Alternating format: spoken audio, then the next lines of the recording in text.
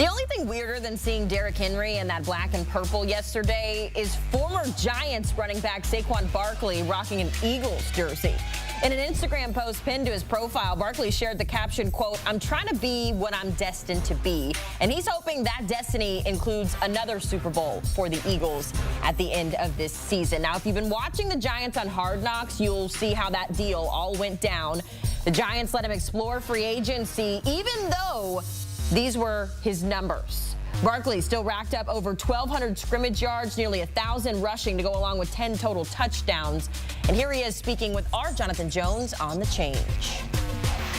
Jonathan Jones, CBS Sports, alongside Philadelphia Eagles running back Saquon Barkley. Saquon, yesterday I was with Derrick Henry, and I was like, you kind of still have that fresh car smell on you now that you're with the Baltimore Ravens. We've known you with one team for so long. Does it still feel new to you? Is it a little weird hearing Philadelphia Eagles running back Saquon Barkley? Not as much as when I first signed. I think I kind of got over that phase a little bit in OTAs and minicamp. But it's just been so much excitement coming here. Been so much love and support from the fans, from everyone in this organization. And I'm just excited to be here and getting to work with my teammates. If I tell you this is going to be an interview where we don't talk about your previous team, will that be okay with you? I would really, really love that. I would appreciate that. Okay. Yeah. Well, then let's talk about this team, because you get out to that public practice in the link. Were you anticipating, expecting the sort of love and support that you got out there?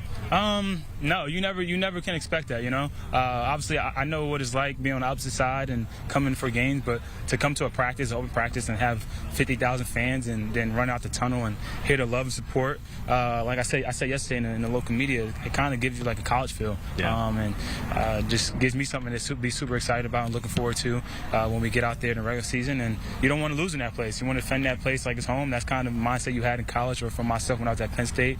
You don't want no one to come to Beaver and beat you. And you want to go out there and give those fans 110%.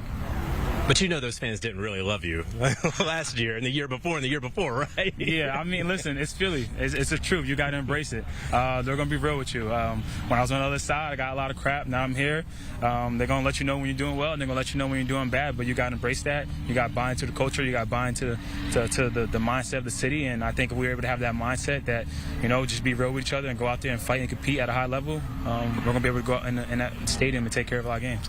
You've been a guy who, throughout your career, you've had to kind of shoulder a lot of the workload. Now that you come out here and there's just so many all-pros and Pro Bowlers, do you feel any differently, or are you still going out and going about your business the exact same way? Still going out about my business the same way. Thankful for the teammates that I have. Thankful for the teammates I had in the past, too. I never had that mindset, really. That's kind of how I'm built. You know, I train to try to be the best. I train to go out there and, when asked and needed, to make plays, be ready. And that same mindset here. I do know we have a lot of talent over here. All pros, Pro Bowlers at pretty much every position. And that's fun. But at the end of the day, it's all about building that chemistry, all about building that brotherhood. So we can go out there and compete with each other, and when we have that mindset, I feel like we're going to win a lot more games than that.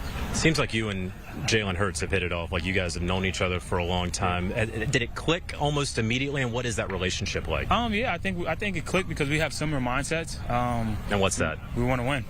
We want to win. We want to be great. So those conversations come easy. And he also got a little funny side to him that you won't see so much in the media. He's someone you can laugh with, you can make jokes with, and he's someone that you can work with and compete with each other. And I think it started right in OTAs when I got here in the weight room. We're squatting against each other. We're out here talking crap, racing against each other. And I think that's important when you have two of your leaders, especially a quarterback that's competing at a high level. Everyone else is watching us. You know, you have no choice but to follow along. You talk about talking crap out here. Who's the best trash talker on the Eagles? I think that's the easy one.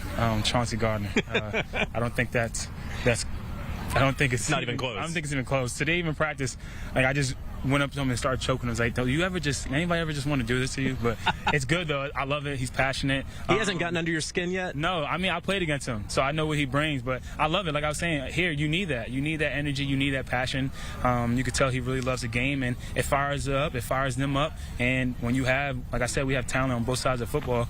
You have us going in practice and really going at each other. It's going to make the games a lot easier. And then I've heard some very good things coming out of camp on Dallas Goedert. Yeah. I think that when we talk about top tight ends, and I say we, the media, maybe sometimes he's not on those lists or those names or whatever, but from what I'm hearing out of camp, we should be putting him on that list. What have you seen? Yeah, I think I'm going to take it a different direction. For me, kind of being biased, his will to block.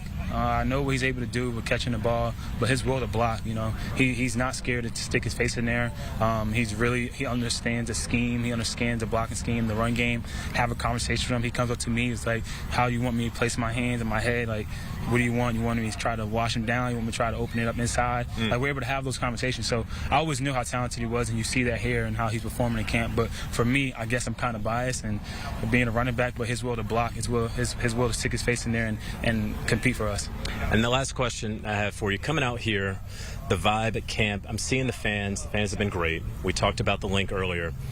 I was expecting to see a lot of Jalen Hurts jerseys, expecting to see a lot of Devontae Smith jerseys. I came in like, man, I don't know if they've really printed up the 26s. I don't know that people are going to be out in the Saquon Barkley. I was stunned how many 26 Philadelphia Eagles jerseys are out here. What's that mean to you? It means a lot. I think I kind of get a little cheat code there because a lot of Penn State fans probably have those jerseys. So definitely, I know Jalen and AJ and all those guys probably a little more popular than me. But like I said, a lot of those Penn State fans that couldn't cheer for me when I was in New York are able to get my jersey. So it's a blessing to anytime you can see, whether it's a grown-up, especially little kids, have my jersey and come up to me. And that's why I try to take my time because, you know what, it's not going to be forever. There's going to be a day no one wants your jersey, no one wants your autograph, so take advantage of it now. That's perspective right there. Saquon Barkley, appreciate the time. For sure, thank you. Thank you. Jonathan Jones, CBS Sports, alongside Philadelphia Eagles running back.